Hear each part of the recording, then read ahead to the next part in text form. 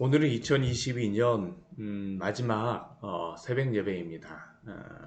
그리고 오늘 주시는 말씀은 요한 3서의 말씀입니다. 요한 3서는 요한 2서와 동일하게 편지로 쓰여진 성경으로 요한 2서의 말씀은 우리가 미혹하는 자 적그리스도에 대하여 주의를 주고 당부를 주는 그러한 말씀이었음을 우리가 어제와 엊그제 보았습니다. 요한 3서는 미혹하는 자에 대하여서 말씀하지는 않습니다. 그러나 우리가 이제 요한 3서 말씀을 이제 오늘 보게 되겠지만 요한 2서의 말씀과 이게 연관하여서 함께 보아야만 합니다. 왜냐하면 이 요한 2서의 말씀과 결합하여서 부족한 부분을 채워주는 그러한 역할을 이 요한 3서에서 행하고 있기 때문입니다. 왜 그럴까요? 오늘 그 요한 3서 1절을 말씀을 보게 되면 이것이 서신서이기 때문에 이 글을 쓰는 사람이 누구인지를 우리에게 알려주고 있습니다. 그 사람이 누구입니까? 장로인 나입니다. 이전 요한 2서에서도 자신을 장로로 장로인 나로 소개하였던 사도 요한은 다시 자신을 장로인 나로 소개함으로 이 편지를 시작하고 있습니다. 그렇다면 이 편지를 받는 사람은 누굽니까? 사랑하는 가이오라고 말씀합니다. 앞에 요한 2서에서는 택하심을 받은 부녀와 그의 자녀들이라고 하므로 교회와 교회에 속한 성도들에게 편지를 썼다고 하면 이 요한 3서에서는 편지를 받는 사람이 분명하죠. 가이오. 이 가이오가 누군지는 우리가 분명히 알 수는 없습니다. 물론 사도행전과 로마서, 고린도전서 말씀에 보게 되면 가이오라는 인물이 나오지만 그 시간 이후로 한 30여 년 정도 시간이 흘렀기 때문에 이 가이오라는 인물이 동일한 인물이라고 우리가 생각하기는 좀 힘듭니다. 그러나 이 가이오를 우리가 잘 보게 되면 이 가이오는 교회 지도자로 섬김을 잘하였던 사람임을 우리는 알 수 있습니다. 특별히 사도가 이 가이오에 대하여서 칭하는 별칭이 있습니다. 별명이 하나가 있어요. 그게 무슨 별명입니까? 사랑하는 자라는 그러한 별명입니다. 우리 1절 말씀에도 보면 사랑하는 가이오라고 부르고 또 2절 말씀에도 사랑하는 자여라고 이야기를 하는데 그는 바로 사도가 참으로 사랑하는 자라고 그가 칭하는 사람입니다. 참으로 사랑하는 자. 참 얼마나 복된 별명입니까? 사도에게 참으로 사랑하는 자라는 칭호와 별칭을 받다니. 정말로 그는 사도 요한에게 사랑스러웠던 자입니다. 그런데 우리가 곰곰이 생각해 보면 우리가 주님께 이렇게 불려야 되지 않겠습니까? 사랑하는 자요. 사랑하는 자요. 2022년 우리 한 해를 보내고 또 2023년을 맞이하게 되어지는데 정말로 이렇게 주님께 사랑하는 자라는 그러한 호칭으로 부를 수 있는 우리 귀한 성도님들 되시기를 축원합니다. 또한 사도는 이어서 이 사랑하는 자를 향하여서 축복의 인사말을 합니다. 우리 2절 말씀입니다. 사랑하는 자여 내 영혼이 잘된 같이 내가 범사에 잘되고 강건하기를 내가 간구하노라. 아마 이 말씀은 요한 3서의 말씀을 잘 모른다 할지라도 한 번쯤은 들어보았을 아주 유명한 말씀입니다. 지금은 소천하신 유명한 목사님이 이 말씀을 가지고 축복론을 만들어서 부흥하였던 그러한 교회도 있습니다. 그래서 우리나라에서 아주 유명한 말씀입니다. 내 영혼이 잘된 같이 내가 범사에 잘되고 강건하기를 내가 간구하노라. 그런데 이 말씀은 단순히 이 세상에서 복을 받고 부유하게 되는 것만을 그렇게 축복하는 그러한 말씀만은 아닙니다. 이 세상에서 범사에 잘되고 강건하고 건강한 것이 축복이라고 우리는 생각하고 그것을 원하며 그것을 축복의 정의로 생각하지만 적어도 성도는 그것을 축복의 근본적인 목적으로 추구하며 살아가면 안 됩니다. 이 축복의 시작은 내 영혼이 잘됨부터 시작하기 때문이죠. 영혼이 잘 된다는 것이 무엇입니까? 요한 서신 내에 언어로 우리가 보자면 우리 요한 1서, 요한 2서, 우리 요한 3서의 말씀 우리 계속적으로 보게 되면 그리스도의 참된 복음 위에 서서 하나님의 사랑과 그 진리 위에 든든히 서 있는 성도가 바로 이 영혼이 잘 되는 성도입니다. 만약 이것이 되지 않는다라고 하면서 나머지 것들이 잘 된다라고 하면 무슨 의미가 있겠습니까? 왜냐하면 앞에서 우리가 보았던 것처럼 미혹하는 자에게 우리의 영혼을 빼앗겨 버린다면 이 세상에서 범사가 아무리 잘 되고 강건한다라고 해서 그것이 축복일 수 있겠습니까? 축복일 수도 없고 축복이어서도 안 됩니다. 왜냐하면 그것으로 인하여 우리의 영혼이 잘 되는 것이 아니기 때문입니다. 먼저 영혼이 잘 되어야 합니다. 이 영혼이 잘 되는 축복을 사모하십시오. 여기서 가이오가 사랑하는 자로 인정받을 수 있는 이유가 무엇입니까? 그것은 그가 바른 복음 위에서 사랑과 진리의 삶을 살아가고 있기 때문입니다. 가이오의 특징을 우리가 잘 보게 되면 그는 요한 2서에서 말하였던 사랑과 진리의 삶을 살아가고 있는 사람이라는 것을 우리가 볼 수 있습니다. 실제로 그것을 삶 속에서 순종하며 살아가고 있습니다. 사랑과 진리의 열매들이 그의 삶에서 맺혀지고 있습니다. 그리고 그것을 사도는 기뻐하고 있습니다. 3절 말씀입니다. 형제들이 와서 내게 진리를 증언하되. 여기서 형제들은 순례 설교자들입니다. 이들이 가이오가 섬기고 있는 교회에 갔다 온 후에 사도 요한에게 말하기를 가이오가 진리 안에서 행한다는 것을 사도에게 알렸습니다. 그리고 사도는 가이오가 진리 안에서 행한다는 소식을 들은 것이 그의 큰 기쁨이요 즐거움이었습니다. 그렇다면 진리 안에서 행한다는 것이 무엇입니까?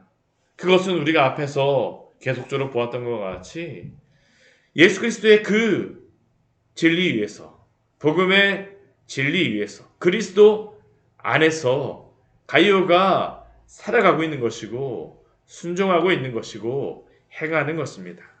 복음의 진리가 바로 그의 삶의 중요한 기준입니다. 그리고 이것을 사도가 듣고 기뻐하였다라고 말씀하고 있습니다. 우리가 이러한 삶을 살게 되면 우리 주님이 기뻐하심을 기억하십시오. 우리가 정말로 주 예수 그리스도의 그 복음 안에서 살아간다.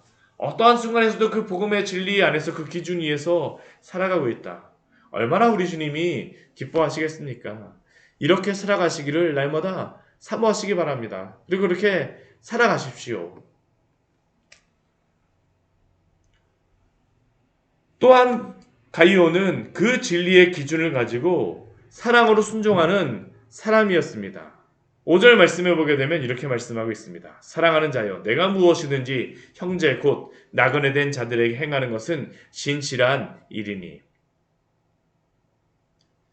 가이오는 형제된 나그네 곧 순례 설교자들, 전도자들에게 신실하게 행하였던 사람이었습니다. 잘 섬기는 사람이었다라는 것이죠.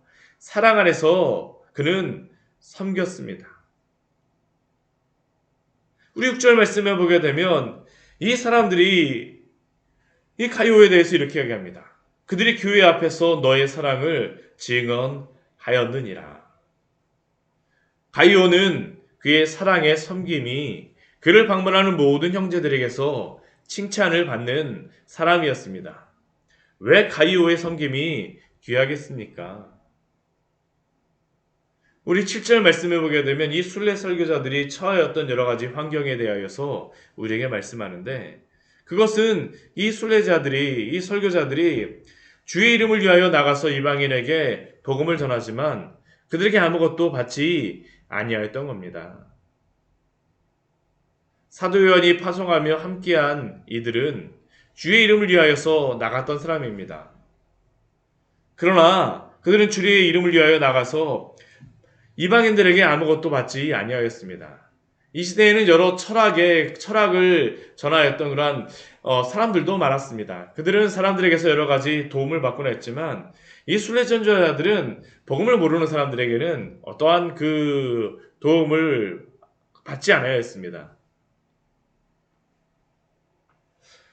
더군다나 이들이 이방인들에게 복음을 전한다라고 하는 것은 무엇을 받는 것을 넘어서 심지어는 그들의 생명까지도 위협을 받을 수 있는 상황임을 우리는 기억해야 합니다. 우리가 사도행전 말씀에 보게 되면 사도 바울이 바로 그렇게 복음을 전하였었죠.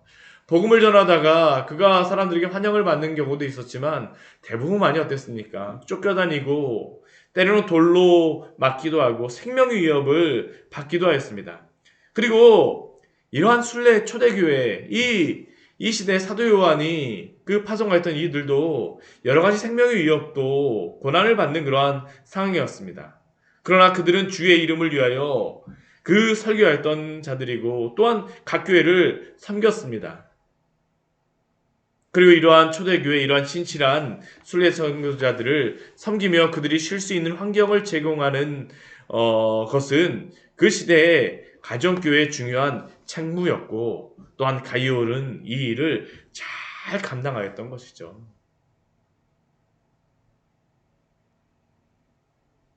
8절의 말씀에 그래서 이렇게 말씀합니다. 그러므로 우리가 이 같은 자들을 영접하는 것이 마땅하니. 그리고 이렇게 섬기는 것은 마땅히 교회 지도자들이 감당해야 될 사명이었습니다. 그리고 이 일에 가이오는 진리와 사랑으로 감당하였고 또한 사도는 이 일을 중단 없이 행할 것을 권면하고 있습니다. 이렇게 진리를 위하여 일하는 자들을 섬기는 것이 귀한 것은 이렇게 뒤에서 섬기는 사람은 그가 비록 직접 그 선교의 일을 전도의 일을 감당하지 않는다 할지라도 진리를 위하여 일하는 자들과 함께 그 거룩한 사역에 동참하고 있다라는 것을 기억해야 합니다. 이는 우리로 진리를 위하여 함께 일하는 자가 되게 하려 함이라. 이것은 우리에게 하나님의 사역에 함께 참여하는 방법을 알려줍니다. 선교 사역에 우리가 직접 참여하지 못한다라고 하면 정직하고 바르게 하는 선교사님들을 후원하며 함께하면 됩니다. 또한 국내에서 힘쓴다라고 하면 국내 선교에 힘쓰는 예수 그리스도의 복음의 진리를 위하여서 바로선 건강한 교회들 또 도서박지의 교회들을 섬기면 됩니다. 이것이 바로 진리를 위하여 함께 일하는 방법이라고 우리에게 알려줍니다. 우리 광야의 샘 교회 같은 경우에는 우리 작은 교회로서 또한 이곳에서 잘 감당하고 있기에 우리가 우리의 교회에 잘 섬기고 애쓰는 것이 우리의 일을 잘 감당하는 것이죠. 또한 우리 교회가 함께하고 있는 우리 김재서 선교사님, 또 아프리카 미래재단, 우리 극동방송을 위해서 우리 기도하며 함께하는 것이 우리가 이 일을 또한 잘 감당하는 일이 아니겠습니까?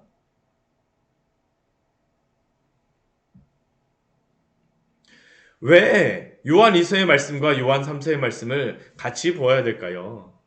그것은 요한 2서에서 우리는 예수 그리스도께서 육체로 오심을 부인하는 미혹하는 자, 그리스도의 교훈에 거하지 아니하는 자는 그의 집에 들이지도 말고 인사도 하지 말라고 사도는 명령하였었는데 심지어는 그와 인사하는 자는 그 악한 일에 참여하는 자라고 말하였는데 그러나 이것은 진리를 벗어난 미혹하는 자, 거짓 선생, 적그리스도에게 향하는 것이었습니다.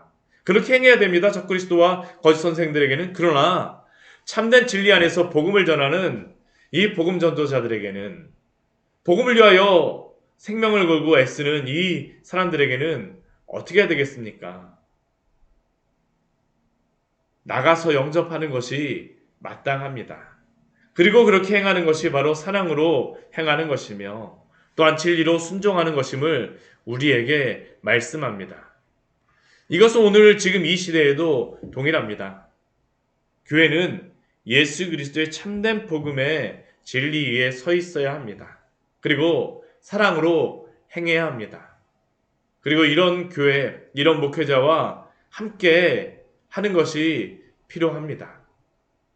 세상의 학문은 새롭고 또 기술의 발전을 추구합니다. 그러나 신학은 새로운 것을 추구하는 것이 아닙니다. 교회가 날마다 새로운 것만을 추구하면 안 됩니다. 진리에 대하여서는 항상 교회와 이 진리에 대한 그러한 신학과 또한 교회에서 가르치는 이 복음은 예수 그리스도의 복음, 사도들에게 알려주신 복음, 신약 성경에 기초한 사도적인 복음의 그 진리 위에서 그것을 명확하게 전하고, 또한 이것에 교회의 목적을 두어야 합니다. 이것을 전해야 합니다. 왜냐하면 이 진리와 신학, 교회의 진리는 사람을 높이기 위한 것이 아니라 오직 하나님의 영광을 위하는 것이 되어야 되기 때문입니다.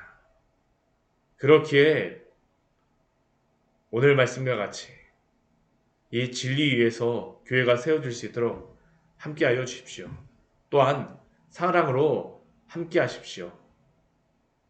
2022년 그렇게 하지 못하였더라면 2023년 오늘 말씀과 같이 가이오와 같이 진리 안에서 사랑으로 섬기시는, 또한 세워진 그러한 일에 충성하시는 우리 귀한 성도님들 되시기를 축원합니다. 같이 기도하도록 하겠습니다.